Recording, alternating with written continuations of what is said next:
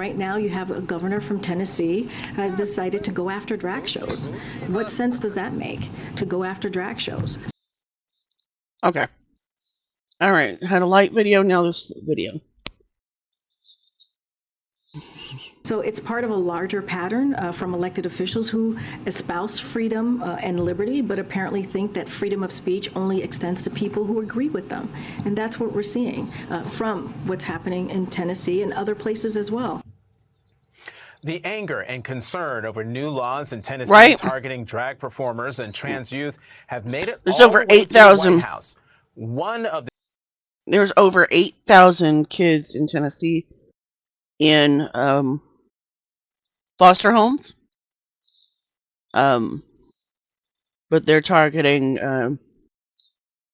LGBTQ people, trans kids, and drag queens primarily. The two bills signed by the state's Republican Governor Bill Lee last week constitutes a total ban on gender-affirming health care for transgender children, the Tennessean reports. That includes medications such as puberty blockers and hormone treatments to treat any underlying gender dysphoria. Back at the White House, Press Secretary Karine Jean-Pierre pointed out how damaging these kinds of bills can be to queer and trans folk. These ridiculous policies aren't just unnecessary, they are dangerous, they vilify our fellow Americans, and at the time when LGBTQ Americans are facing higher risk in violence, mental health issues, and it is unacceptable, it is completely unacceptable for a governor to be moving in this way. The other bill signed by Tennessee Governor Bill Lee last week effectively bans drag in public or from any venue without an age restriction. So that targets LGBTQ pride events, drag queen story hours, drag brunches, and much more. This is what the Republican governor of Tennessee is focused on. And this is the same Governor Bill Lee who back in 2021 signed a law allowing most adults in Tennessee to carry a handgun without a permit. Yes to guns, no to drag. That's Republican Governor Bill Lee's legislative agenda. Got it? And that's pretty much every Republican governor's agenda. Cause of death for children in this country. More than car accidents, more than cancer. We got children in Tennessee sleeping on the floor kids in America at the DCS. Anything else? 3,597 children, to be exact, died by gunfire last year in America, according to the CDC. And we have here. I'm in Tennessee myself, so this hits a little bit home for me. But there's over 8,000 kids in foster care, some of whom sleep on the floor of the CDC office. Not CDC.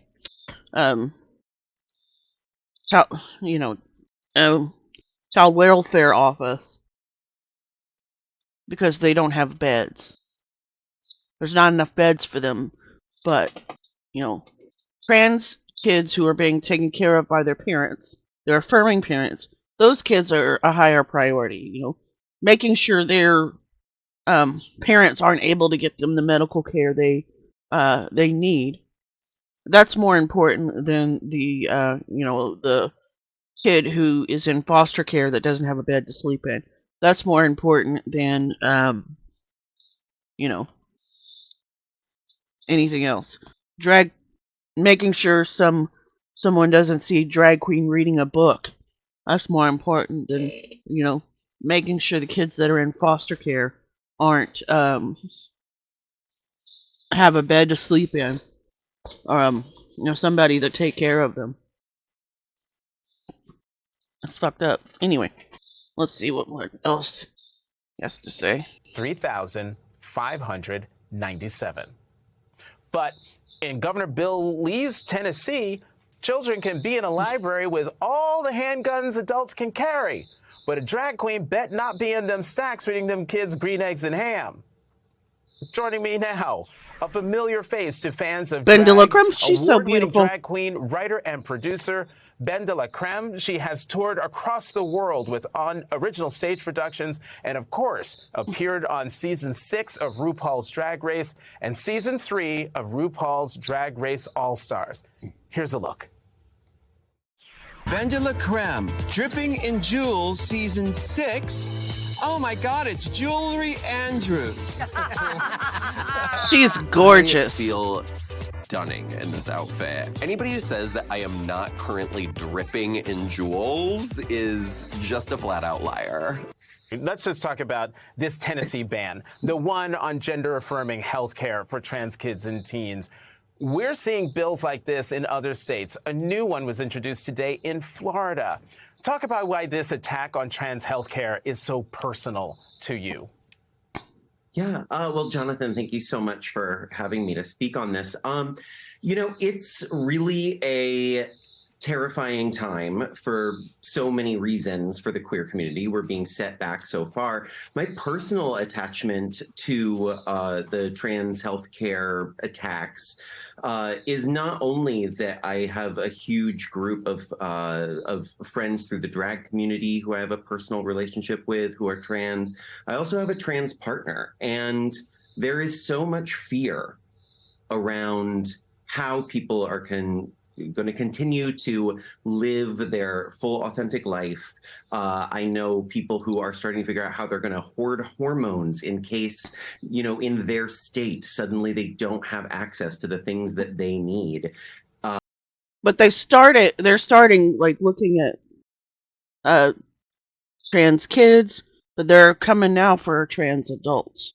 Like up to 26 is where some states are saying they're going to stop allowing trans affirming healthcare. And Or not gender only affirming does healthcare. it put their health in danger, it also fuels this fire of violence, this perception that trans people are less than, that trans people are somehow trying to disrupt society, trying to do something to your children or your way of life, rather than trying to go around their own business. It's Exactly, they just want to live their right lives. in line with what's happening with these drag bans in terms of the lack of autonomy, the idea that not only can individuals not make these decisions for themselves, but that Americans can't parent their children for themselves. Right. Not only are these restrictions on the community, but they're on the parents, telling them that, you know, and where does that go? Where else are we going to have the government telling us what parents can and can't do with their kids? And Dela, for folks who don't know a lot about drag, likely don't. Most normies can't tell the difference between a drag queen and trans people, and a lot of the laws are ambiguous for drag queens, so it could apply to a trans person.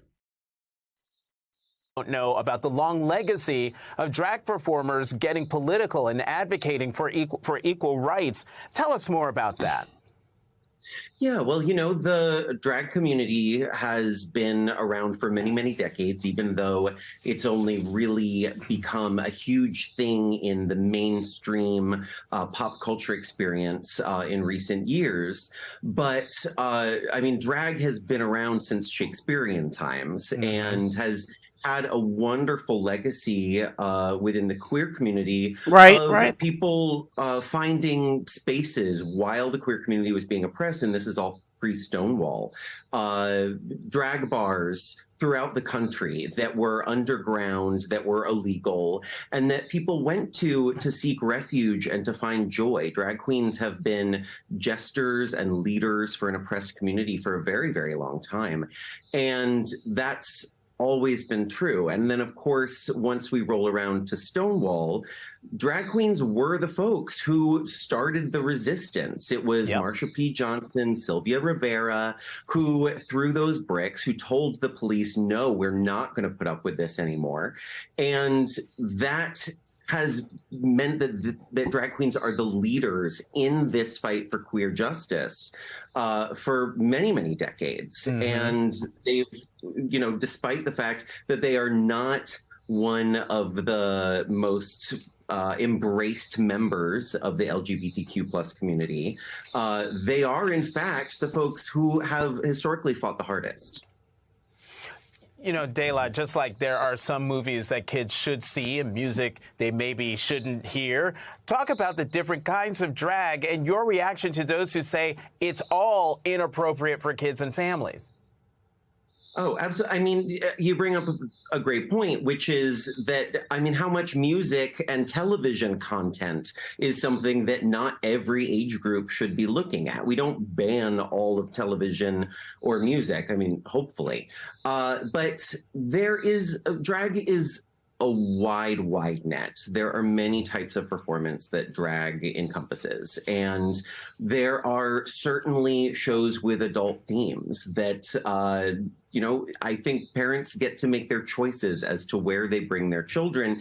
And there are many wonderful drag events that they can bring their children to. I had the pleasure of reading at a drag queen story hour in Orlando 1 year after the Pulse shooting. And it was a really incredible experience to have all of these families, all of these children gathered around, listening to me read an age-appropriate book about community and togetherness. And it was such a loving space. And this is just a huge art practice. There's so much that it includes. And drag is art. It's a performance. There's absolutely nothing wrong with it. Just like they said, you wouldn't necessarily take your 5-year-old to an R-rated movie, so you wouldn't necessarily take your 5-year-old to, a drag show at a bar, but you may take him to a story hour or a drag show at a Pride event. You certainly don't need to take your children to every aspect of drag. In fact, you don't need to take them anywhere. but there are places where we can embrace them and we can give visibility that these kids might need. I mean, there's a sense and rhetoric that this is somehow harmful to children. I would argue that seeing drag queens, seeing queer people from other walks of life is essential to children, is essential to children who may see themselves in this. As a young person, I wish I'd seen more queer representation. It is a hard thing to grow up queer. And like it or not, your kids may need to see people like this out there. It may save their life. It may actually let them know that there is a future for them. It's a dark thing sometimes to be a queer kid. And I know I made it out just by the skin of my teeth. But Dela, you made it out. One more, real quickly. How can people watching this who consider themselves allies, how can they help? We've got less than a minute left. How can allies help? Well, I think that it's important to follow queer leaders on social media. That's really helpful. Listen to what they're saying and be proactive. Don't just sort of nod and say, oh, yes, they're very pretty and I like them, but then follow through. You can call and email your state and local representatives and let them know that these hateful bills are not something you can support. You can donate to all sorts of organizations that are fighting these bills.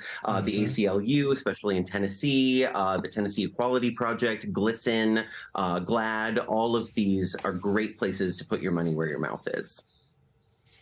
Ben de la Creme, what a joy. Thank you so much for joining us tonight.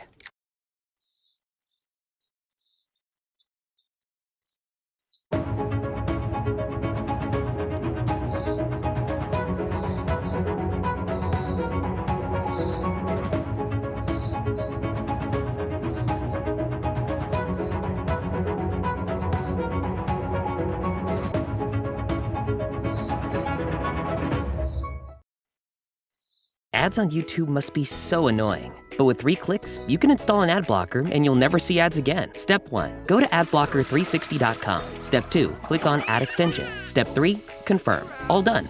No more ads will be shown.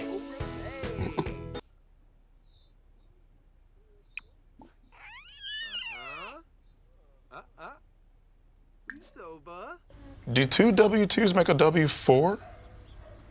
Are you kidding? Hi, I'm April. I'm here to help. I know tax season can be a little messy. That's where filing with TaxAct can make all the difference. And with TaxAct, you get your maximum refund. Other things have happened in history other than World War II. Very important, very significant, very horrific event. But it's a direct comparison, bro. Not everything is a.